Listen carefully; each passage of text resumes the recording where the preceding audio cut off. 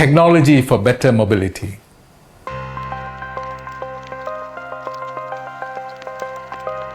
So this tells us about the basic what we're going to do, how many millimeters of bone we're going to cut, what are the angles we're trying to achieve.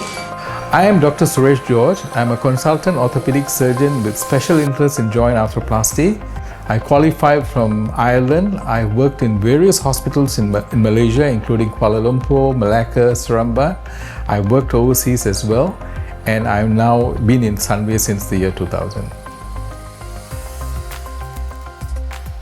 Before the onset of robotics, we used to do conventional joint replacement, which has been over more than half a century, and it has continued to improve.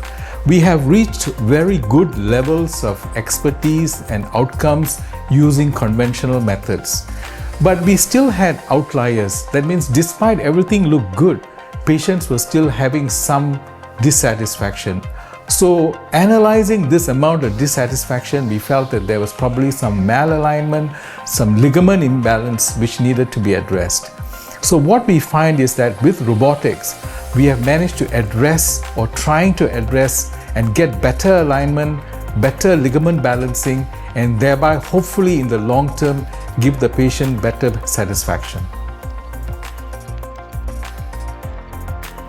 Let me start with templating first.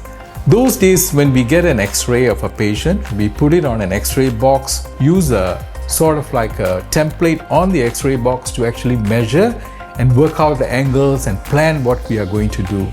One of the greatest advantages that I find is the use of a computer and a robot to help me with my planning.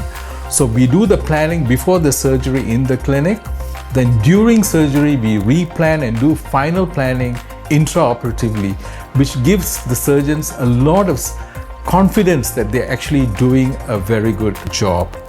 So this has been one of my greatest things. So during surgery, we find that we can get accuracy up to 1 millimeter of gaps, 1 degree of angle, which I do not think that we are able to achieve this during conventional surgeries.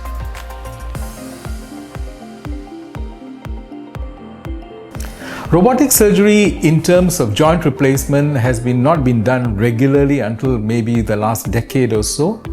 But in the short term, what we find is patients have less pain, they actually bleed less, they're able to mobilize earlier, and when we look at their x-rays, we find that their x-rays look nearly as good as what we planned, as opposed to having surprises when we do the x-rays of the patient after surgery using conventional surgery.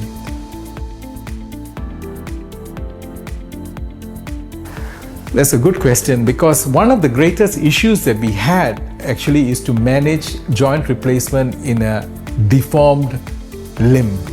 So with the use of computers, robotics, pre-operative planning, we are able to align the limb better and balance the limb better, which would have been very difficult to do with conventional surgeries.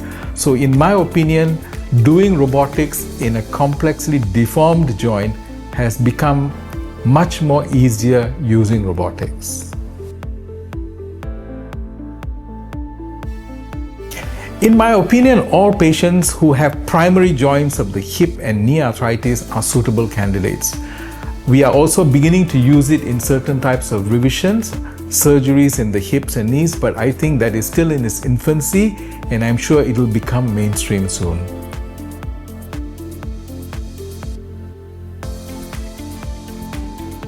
I think the software and the hardware have improved over time. The software has changed in terms of helping us do the surgery. The hardware has become lighter and more easier to use. But I think the greatest positive thing that I can see in the future is use of artificial intelligence incorporating into our robots, whereby the artificial intelligence helps us to make the final decisions on the balancing of the joint, as well as giving us advice during surgery, because I'm sure artificial intelligence will take a big part in our surgeries in the future.